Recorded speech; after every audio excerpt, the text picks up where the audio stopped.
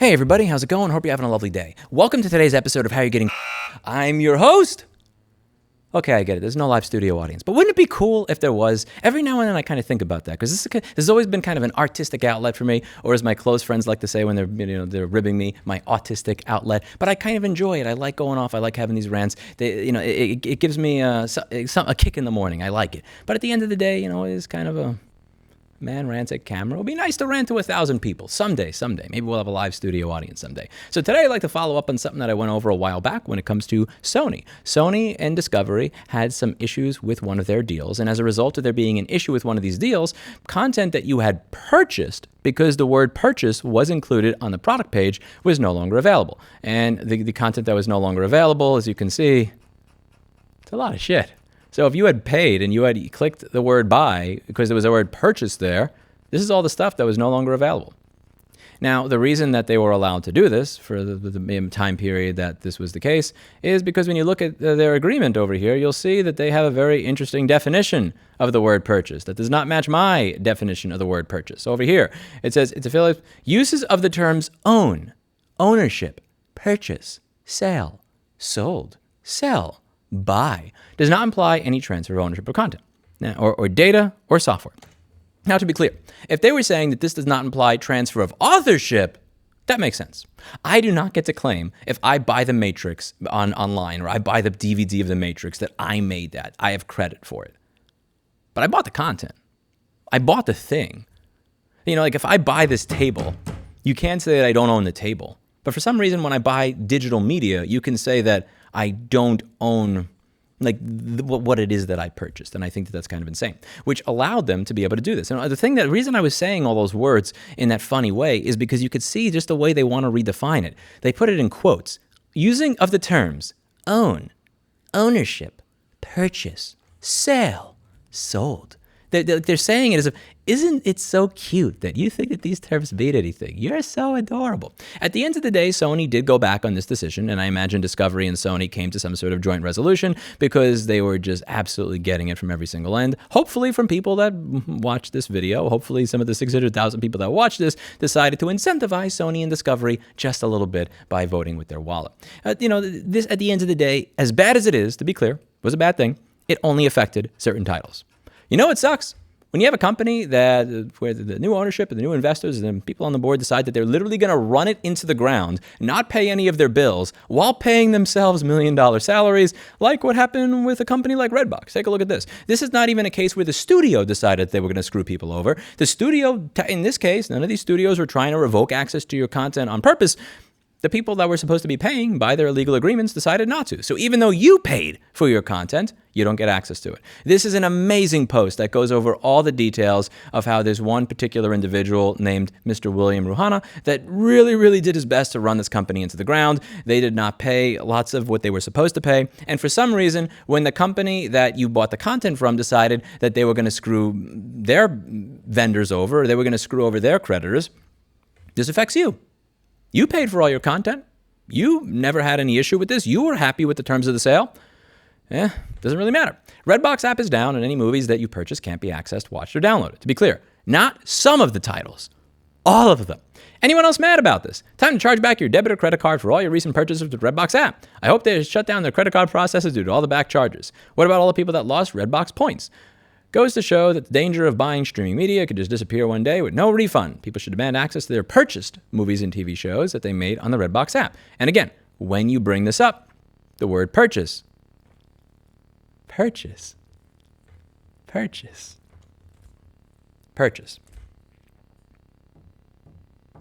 You see, this is an interesting case because, again, it's not the studio that decided we want to revoke access to content because we want more money.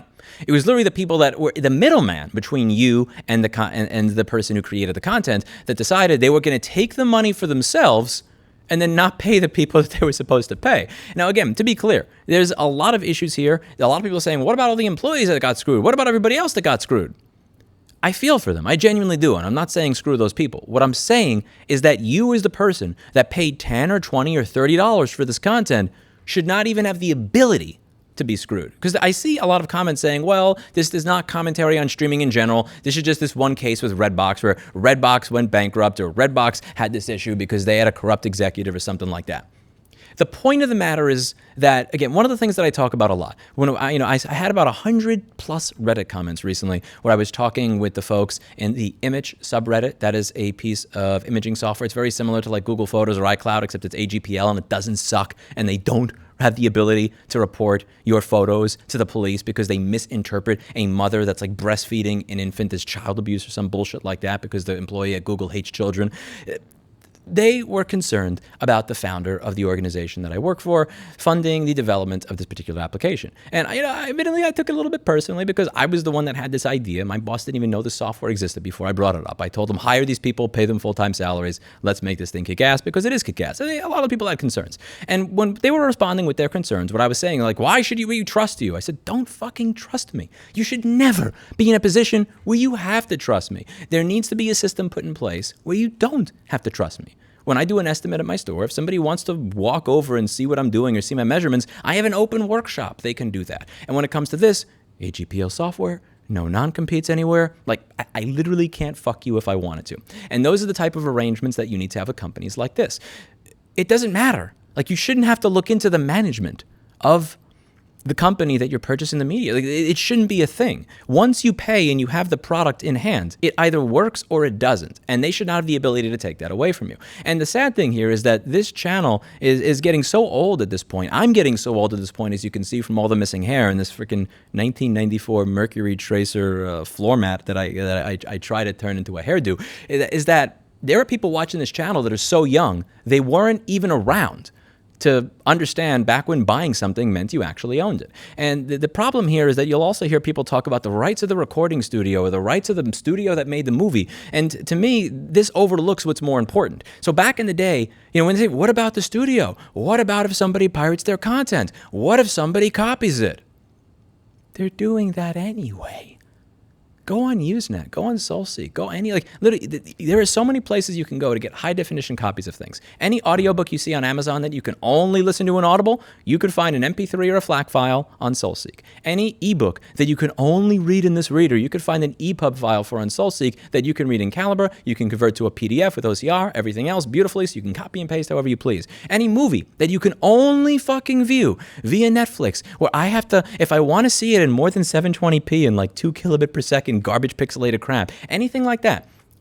The only way for me to get a high bitrate copy is to view it via my smart TV, where it's literally gonna fucking spy on me by default, not a conspiracy, by default.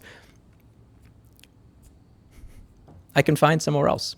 And high definition, like, this is already happening. You're only fucking over the users that actually want to pay for things properly, and you're encouraging more and more of them to actually pirate things and break the law because that will protect their rights.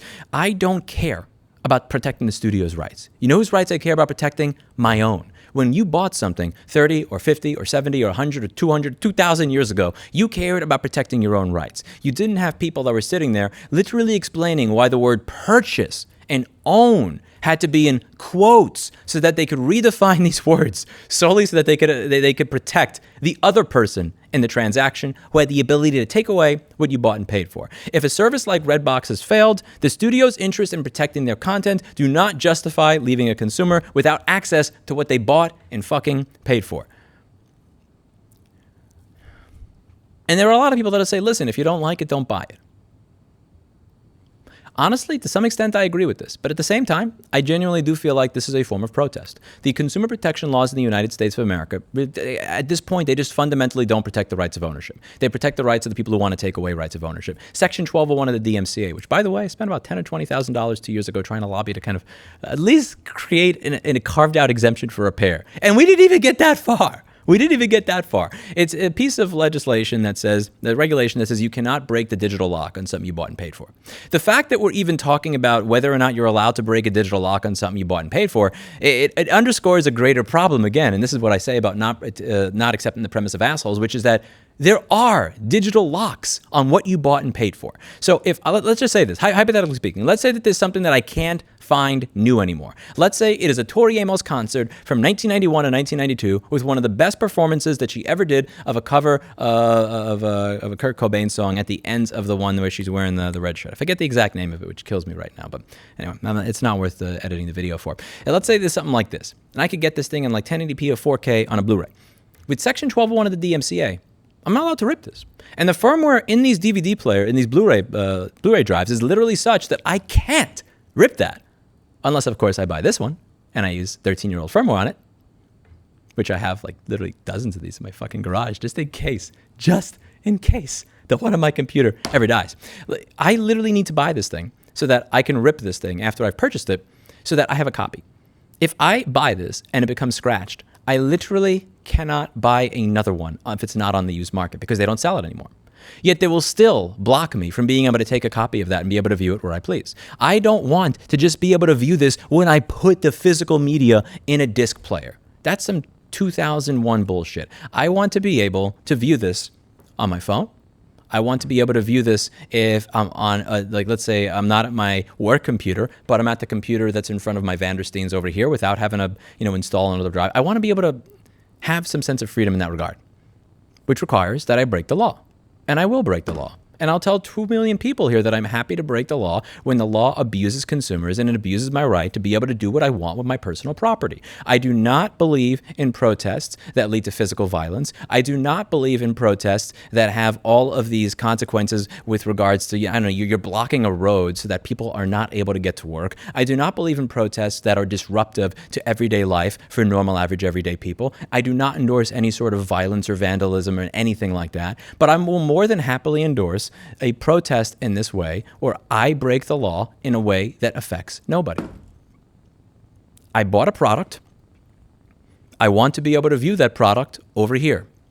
I want to be able to view this product without being spied on. I paid for it. I was happy to pay for it. And as I've said in this video many, many times, not only do I pay for shit like this, I am such a fucking goody two-shoes when it comes to paying for content. I paid for Linux before I went through puberty. That shit is SUSE Linux 8.1. That crap is from like 2001. I am more than happy to encourage breaking Section 1201 of the DMCA when it means that there is no violence committed, you are not robbing anybody of their money or anything like that. Why care? If I buy and pay for a book and it says I can literally only view this within this application and that application can go away, do you think I feel bad when I go somewhere else and I download an EPUB file of that particular book? Fuck no. Do you think that I feel bad ripping a copy of this particular thing so that if this thing that is literally no longer sold in a store gets scratched, I still have a copy of it?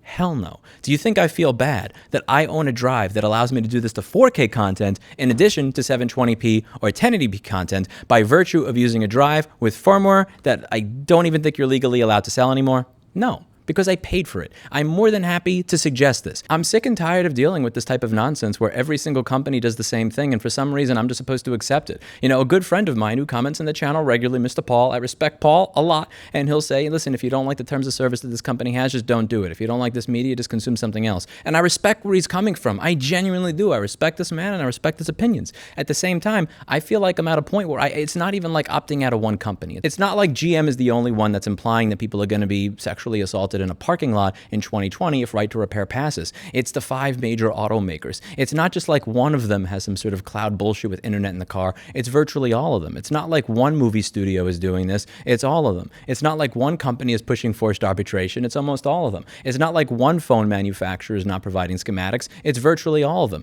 We are at a point where like voting with your wallet has unfortunately become a meme. If you want to vote with your wallet while simultaneously respecting terms of service from all these companies, while simultaneously having freedom, you just have no choice. You either opt out of modern society, you get fucked, or you have your own little protest of the terms of service, which is what I do. Am I more than happy to pay for my content? Absolutely. I'll happily pay for that book. But after I've paid for that book, do you think I'm accepting that I'm only going to get it in the format you tell me? Fuck no. I'm more than happy to go someplace, get an EPUB file, and be able to consume that book the way I want to consume that book. Be able to watch that Tori Amos concert wherever the fuck I want to watch that Tori Amos concert in full 4K, regardless of what you say. I don't feel like opting out of the last 50 years of progress in modern society simply because all of these companies companies got us used to having these technologies to the point where they are integrated, whether it is artistically or technologically, into the fabric of modern society. And then once everything's integrated into the fabric of modern society, every company at the same time just doing this and saying, we have the right to take it away from you. Honestly, fuck that. I don't feel like recreating the Qualcomm modem inside of my phone from scratch. This whole meme of just make your own car company, just make your own Microsoft, just make your own Apple, just make your own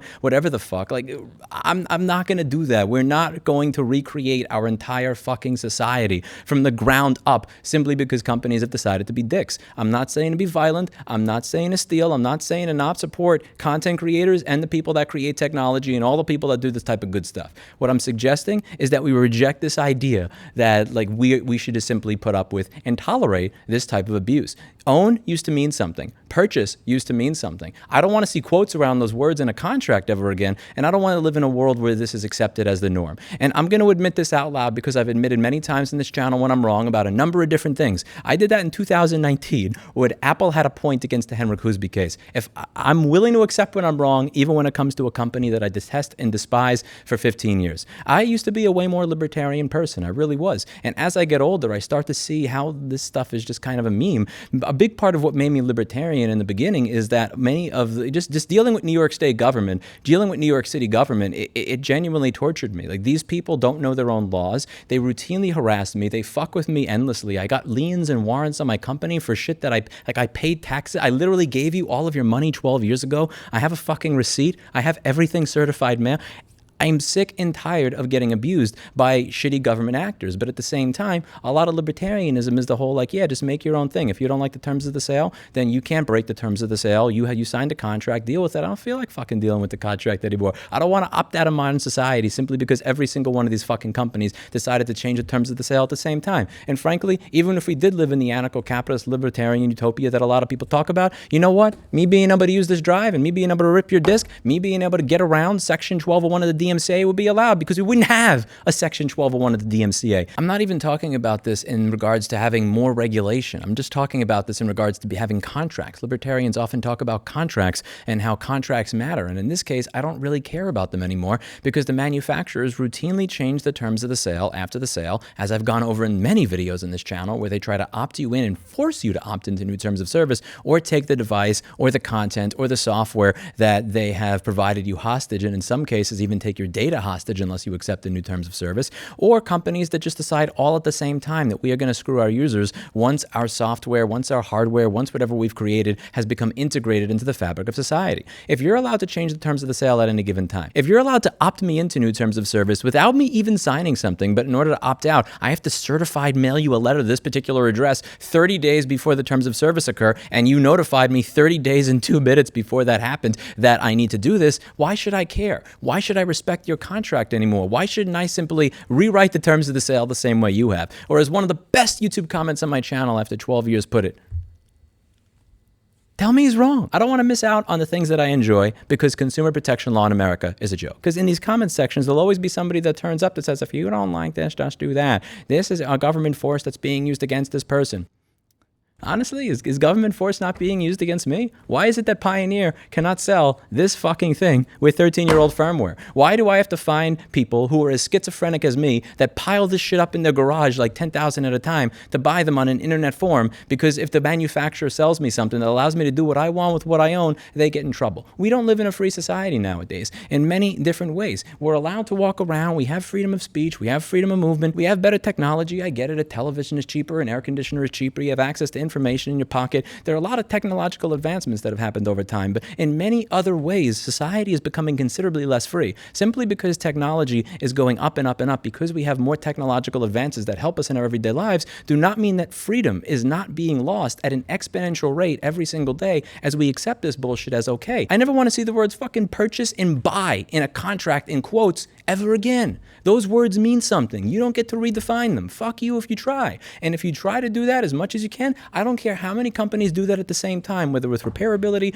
ownership, purchasing, anything else. Fight back at every instance. Do so peacefully, do so non-disruptively, and do so respectfully for the good of humanity. When I use an Apple schematic that there's probably a law in the book somewhere that says I'm not allowed to use, have, and possess, much less be able to show on my YouTube channel, I'm doing that for the good of society, to encourage people to fix things. I'm encouraging people to actually be environmentally friendly, unlike Apple. I'm encouraging people to be able to save money when they can't afford something new, and I'm encouraging a lot of people that don't have the ability to get a job, like some people that may be talking about this stuff, to be able to make a living for themselves and their family. There's no victim here. I'm okay with that. Listen, if studios didn't want to deal with this shit, they wouldn't have came up with this to begin with. It was the studio's choice to value control over everything, over my rights of ownership. That's a decision that they made. That's not something that I'm allowed to do at my company. I want you to think about this for a moment. Imagine that somebody pays me $1,000 to recover data from a clicking hard drive. They pay me the $1,000, and then 6 months later, because I decided to spend all my money on hookers and blow, as a result of that decision, somehow they're not able to access their data anymore. You would think that that's insane. They paid for a service. After receiving that service, they got the data that they paid for, and somehow they can't access that data simply because my business goes bankrupt or something happens with me.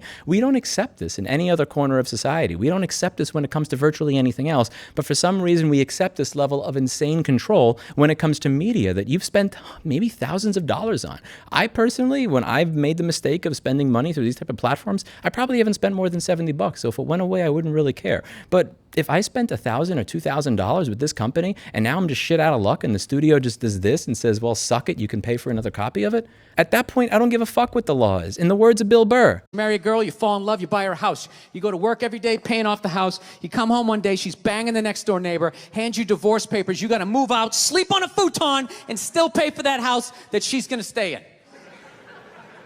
I'm sick of that shit. That's what the law says. 100 years ago, I could beat you with a fucking mop handle and be like, well, that's what the law says. Doesn't make us right. Why is it that if I pirate, I can get an EPUB file of a book that I can do whatever the fuck I want with? I can convert to a PDF. I can do text to speech, speech to text, whatever the hell that I want, select, copy, paste, view on any device I want. But if I buy a book the legal way, I can only listen to it in this app. And if that app stops working, well, sucks to suck. I just lost my book. Fuck this. Fuck all of this. And the best way to protest all of this shit is to just stop accepting the premise of it. Don't accept the premise that if you want this particular piece of content, that you have to go through this particular means to get it. Use other means to get it. Use other means to store it. You do you. This is the only way that things are going to change. Bringing back that concept of ownership means taking part in some non-disruptive and non-violent protests. And I'm all for it. We've gotten to the point where almost every single company is starting to take part in these practices where you literally would have to go to an island like Peter Thiel talks about and create your own fucking society and reinvent everything from scratch. And the idea of reinventing everything from scratch, from the Qualcomm chip that goes into the phone for a modem to every single type of store, every single type of content creation platform, it's kind of a meme. And I think that these small forms of silent protest really do mean something. A little bit of silent protest goes a long way. And I'm suggesting that more people that watch this content take part in those types of silent protests. Pick up your Pioneer BDR 2213 with old firmware and have fun. And try to get the younger generation to understand why this shit matters. What you do is every single time something like this happens, you say, listen, that same thing happened to me. That sucked. Let me tell you a story about that. What do you think?